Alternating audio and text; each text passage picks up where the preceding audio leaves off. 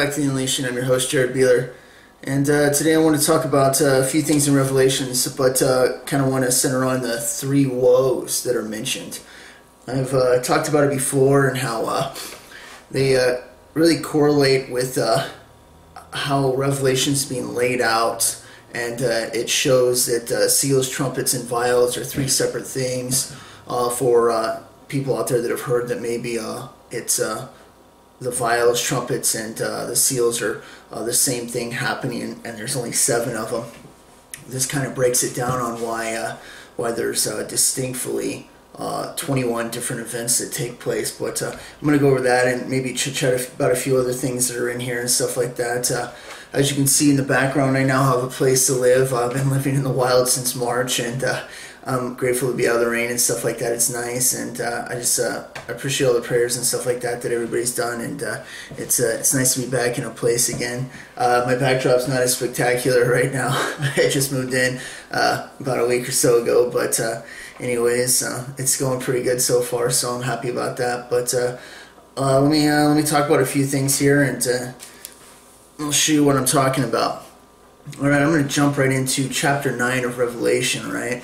And I'm just going to read some of this to you guys. And the 5th angel sounded, and I saw a star fall from heaven to the earth, and to him was given the key to the bottomless pit. And he opened the bottomless pit, and there arose smoke out of the pit, and the smoke of a great furnace, and the sun and the air were darkened by reason of the smoke of the pit.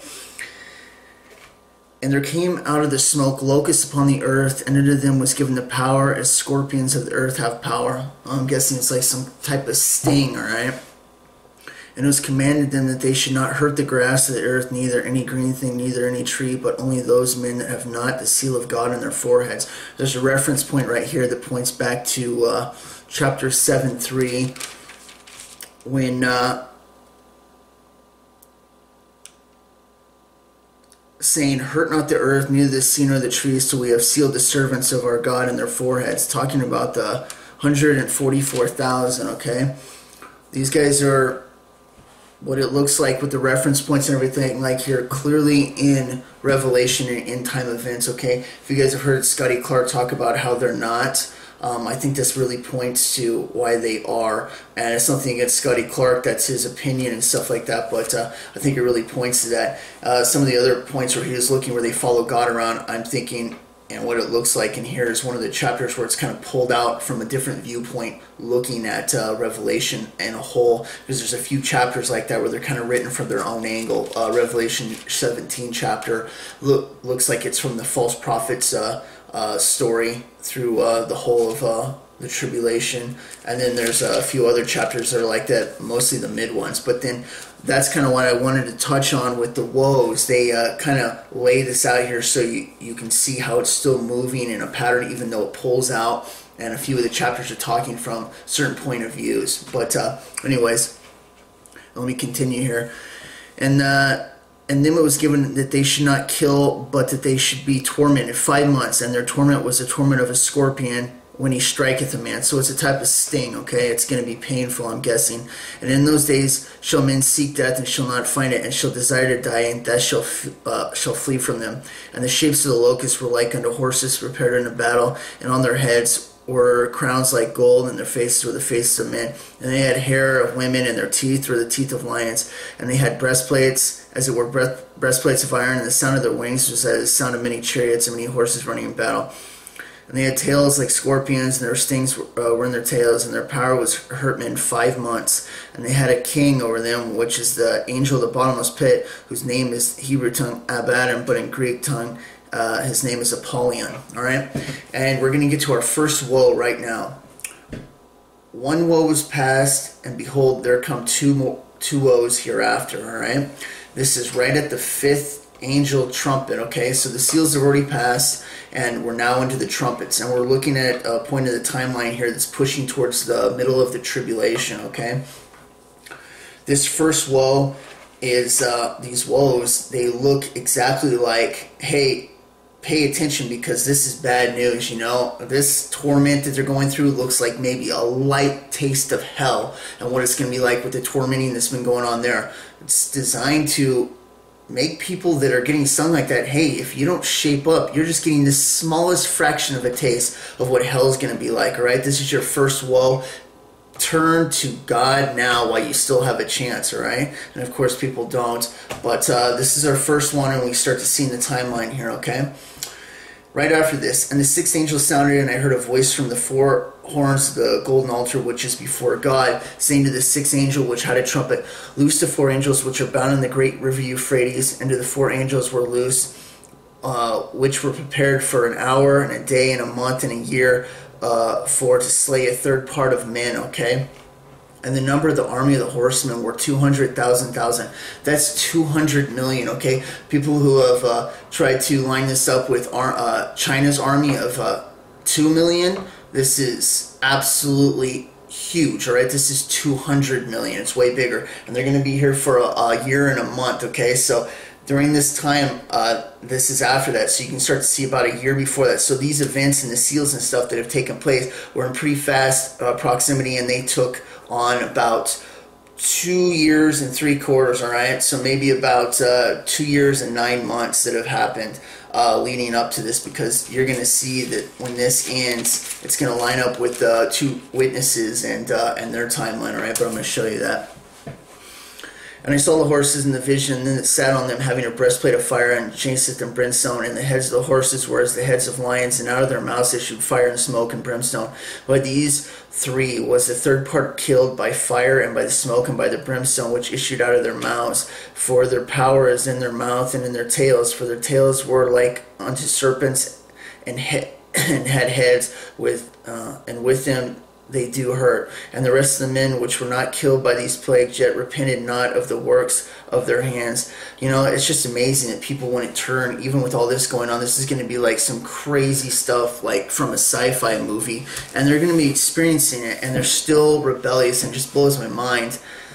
And the rest of the men which were not killed by these plagues repented not of the works at hand, that they should not worship devils and idols and gold and silver and brass and stone and of wood, which neither can see nor hear nor walk. Neither repented they of their murders, nor of their sorceries, nor of their fornication, nor of their thefts. All right?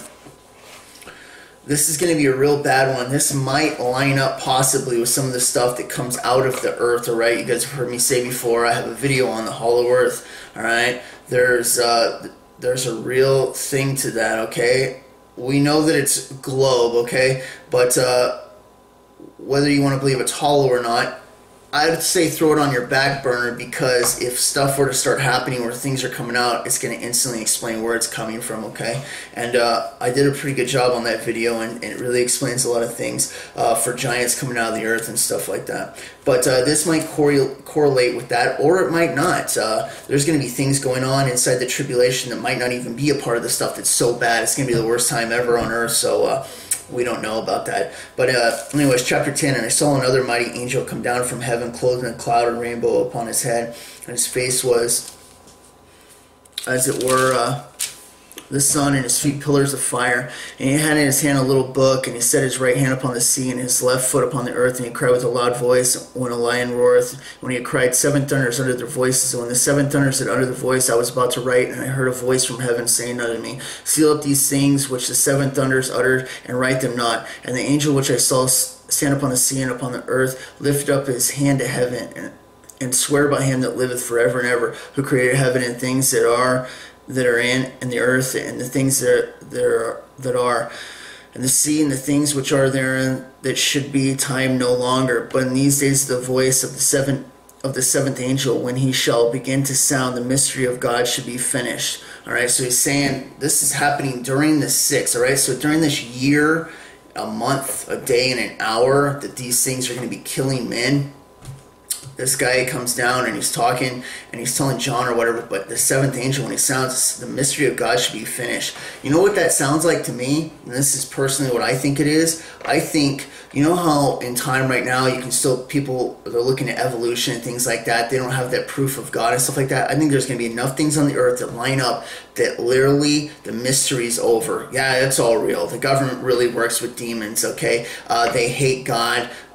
Draw the line in the sand. You're for God or you're not for God, but you better make up your mind because you're right at the end of the line right now. And these things are to kickstart it like, hey, you're going to get a heavy spanking right now. You better turn to him because this is your last chance, okay? And I really think that's what the angel is referencing here, that the mystery of God should be finished. I think that everybody's going to distinctly know that, yeah, it's all real, and they're going to decide if they want to have something to do with them or not. That's what it sounds like to me, all right? But in the day, the voice of the seventh angel, when he sound, the mystery of God should be finished, as he hath declared to his servants the prophets. And the voice which I heard from heaven spake unto me again, said, Go and take the little book which is open in the hand. The angel was standing upon the sea and upon the earth. And I went unto the angel and said unto him, Give me the little book. And he said unto me, Take it and eat it up, and it shall make thy belly bitter, but it shall be it shall be in thy mouth sweet as honey. And I took the little book out of the angel's hand and ate it up, and it was in my mouth sweet as honey, and as soon as I had eaten it, my belly was bitter. And the angel said to me, Thou must prophesy again before many people and nations and tongues and kings. Okay, so this angel's talking about that, and this is going to be during the time of the sixth trumpet, okay? And now we're getting close to the second woe, okay? And there was given to me reed under a rod, and the angel stood, rise, altar. Okay, give me just a second here. I want to skip past this. And chapter 11, verse 3, And I will give power unto my 2 witnesses, and they shall prophesy 1,260 days, which is 3.5 years, okay? And this is catching them from the backside, all right? Not from when they start, from the backside. These are the 2 olive trees and the 2 candlesticks standing before God of the earth. And if any man will hurt them, fire proceedeth out of their mouth and devoureth their enemies. And if any man will hurt them, he must in this manner be killed. These have power to shut heaven, that it rain not in the days of prophecy, and have power over waters to turn them to blood, and smite the earth with all the plagues as often as they will. All right? And they shall have finished their testimony. The beast that ascendeth out of the bottomless pit shall make war against them, and shall overcome them and kill them. All right, this is the Antichrist. He's going to kill them halfway through it. This is the same time he's going to be rolling into Jerusalem and going into the temple. Okay, I'm guessing it's going to be right around that same time. And their dead bodies shall lie in the street of the great city, which spiritually is called Sodom and Egypt. All right, this is Israel. Okay, I've looked this up before. That's what it's referencing there. Where also our Lord was crucified, as you can see. And they of the people and the kindred of tongues and nations shall see their dead bodies 3 days and a half, all right? And shall not suffer their dead bodies to be put in the graves. And they that dwell upon the earth shall rejoice over them and make merry, and shall send gifts unto one to another, because these 2 prophets tormented them that dwelt on the earth. And after 3 days and a half, the spirit of life from God entered them, and they stood upon their feet, and a great fear fell upon them which saw them. The whole world's going to see it. And they heard a great voice from heaven saying unto them, Come up hither. And they ascended into heaven in a cloud, and their enemies beheld them. And the same hour was there a great earthquake, and a 10th part of the city fell. And in the quake were slain of men 7,000, and remnant were affrighted, and gave glory to the God of heaven. The second woe is past, and behold, the third woe cometh quickly. All right, here we can see, after the 2 witnesses that have been there, in the chronological order of the woes, it points to how this isn't an overlay of seals, trumpets, and vials. These are distinctly separating the seals from that, and you can see from the timeline here that at the second part, that last woe is finished. So between the sixth trumpet and the 2 witnesses being killed right when they come back to life and ascend to heaven, you're going to be looking at the second woe, okay? For this reason, we can see that distinctly, because there are still 7 vials that are coming, and the 7th angel, which is about to sound, he hasn't sounded yet. So this is the 7th angel. When he sounds that trumpet, it's going to be slightly past 3.5 years into the tribulation, okay? We can see that it clearly is lining up to a 7-year tribulation, not 3.5 like people say and all that other stuff. And it's pointed out in here when you're looking at it like this that, yeah, it really is 7 years, and it's broken down, and I believe those woes were put in there because God knew the future. People were going to get mixed up on stuff like that, and it really distinctly separates it, okay? Now, if you look for the third woe, it isn't there, okay? And the reason why is I believe that the whole last part of the tribulation, when the vials start to get poured out, is the third woe. I've looked into it, and a lot of people kind of think that that's exactly what's going on, and it kind of correlates the whole last part of the tribulation, which is going to be terrible. And, of course, it's the last woe because it's absolutely terrible in every single way.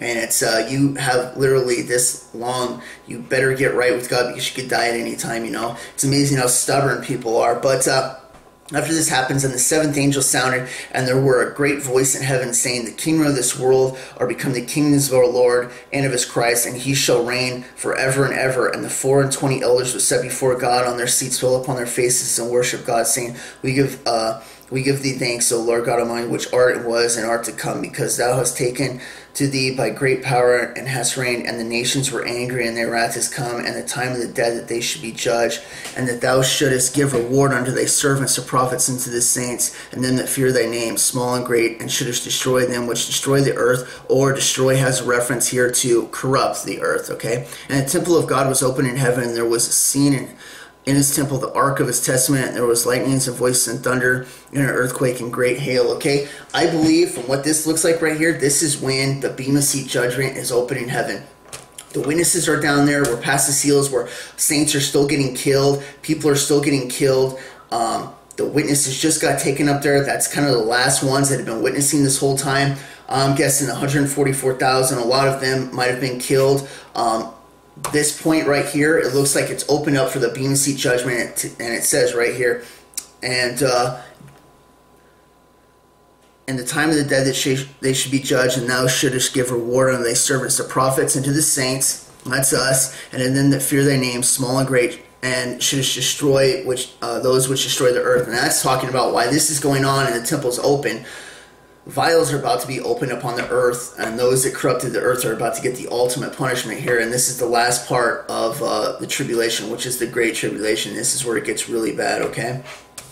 And that third woe takes place over the corresponding time of the tribulation, okay? But because of the three of them, you distinctly see how this is separated from seals to trumpets to vials, okay? And that's the whole point that I kind of wanted to talk about. It's really a good reference, so that if anybody ever says, oh, it's three of the same things, they're just talking about the same things from a different angle, it's only 3.5 years, blah, blah, blah. No, it's 7 years long, and it's broken down, and you can see exactly how it lines with the woes that are taking place, okay? Another thing that I wanted to kind of hit on here, and I'm just kind of chit-chatting about some stuff, is if you guys have ever heard somebody say that the wound that the beast or the Antichrist takes is a nation, I was flipping through here, and there's something in here that I wanted to point out, and it really distinctly shows that that's not it at all. It really is a person, and I'm going to show you that right now, okay? And I saw one of the heads, as it were, wounded to death, and his deadly wound was healed, and all the world wondered after the beast, okay? People have said that this is a country that's coming back, Germany or whatever, and stuff like that, you know. But I'm going to distinctly point out in the exact same chapter this is read, and that's chapter 13, verse 3, how in the same chapter it distinctly shows that it's not a nation. So if somebody comes along with that, you can be like, actually, no, that really was a person, and I'm going to point it out here right now. In chapter 13, the same chapter, we go over to 14, and it's talking about the false prophet, and deceiveth them that dwell on the earth by the means of those miracles which he had power to do in the sight of the beast, saying to them that dwell upon the earth that they should make an image of the beast which had the wound by a sword and did live, okay? And he had power to give life unto the image of the beast, that image of the beast should both speak and cause them as many as not worship the image of the beast should be killed, okay? You're not going to be making an image of a country that's talking, all right, in a statue form or anything like that. It's a man. And this points it out in the very same chapter, so we can completely rule out that it's a nation that's come back, okay? It is going to happen. It's going to be a man, and it hasn't happened yet. We have not seen any leader that's taken a wound to the head and healed, all right? There's definitely talks about assassinations and all kinds of stuff going on with Trump.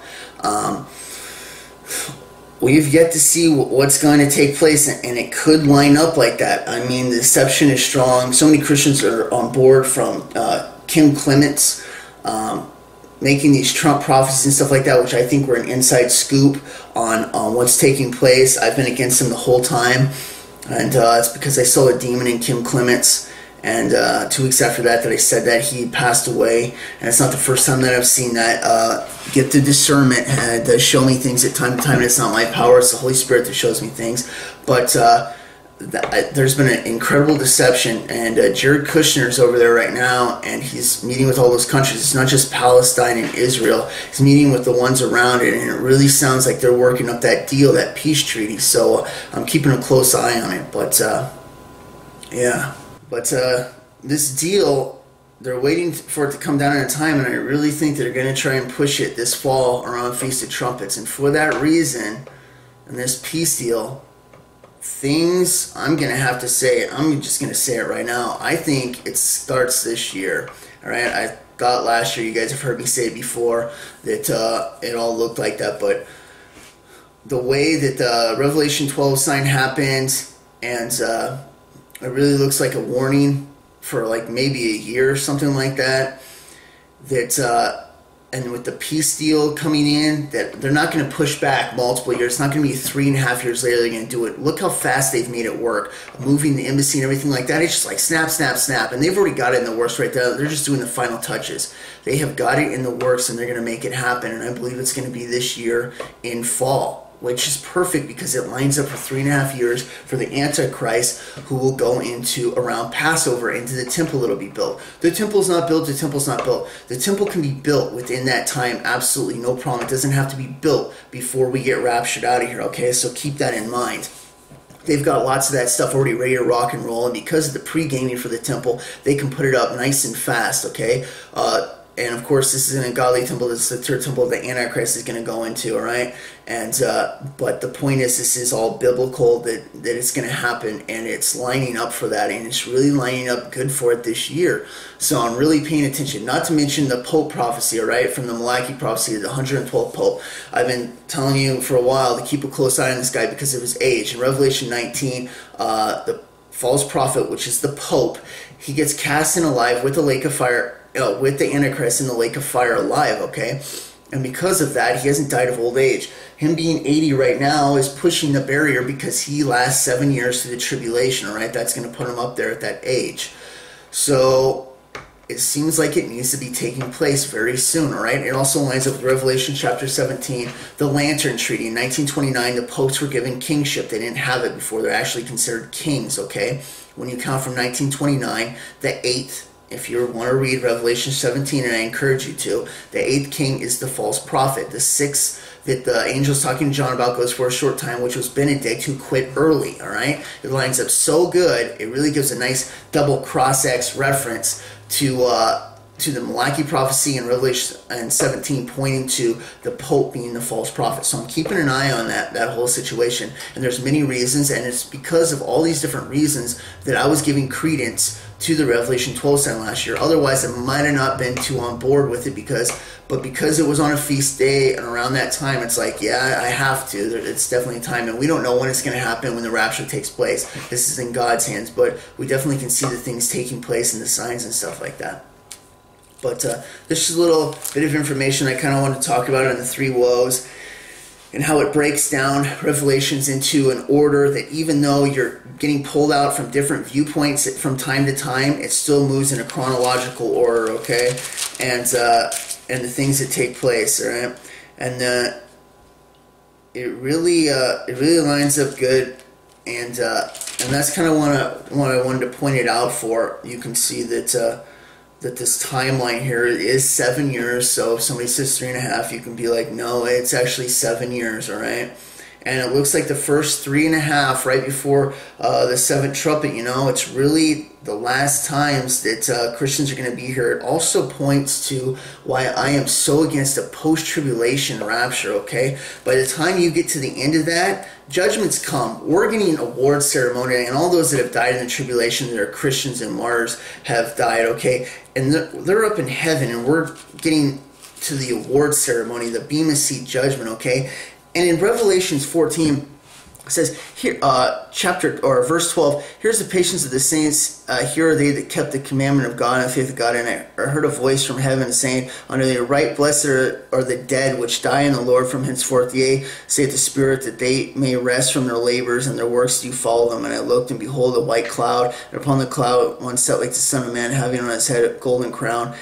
and in his hand a sharp sickle. And from this point on, it talks about how it's moving in, and the vials haven't happened yet, so you can see this is one of the chapters where it pulls out and you're looking at it from kind of a full tribulation viewpoint from this point, this angle. And but here's the patience in verse 12. You get to see that from that point on, it's saying, blessed are those that have died in the Lord up to this point, right? Nobody's going to want to be alive during this time, especially if you're a Christian. You're going to want to be with God, okay? Because the judgment that's about to come on the earth is so bad that by the time you get to past the third vial, the angel literally says, and I heard an angel of the waters say, and this is chapter 16, verse 5, and I heard an angel of the waters say, thou art righteous, O Lord, which art and was and shalt be, because thou hast judged thus, and they have shed the blood of the saints and the prophets. They've killed just about every single Christian in the world. There's going to be a remnant of the Jews that are still alive, and they're in safety, all right?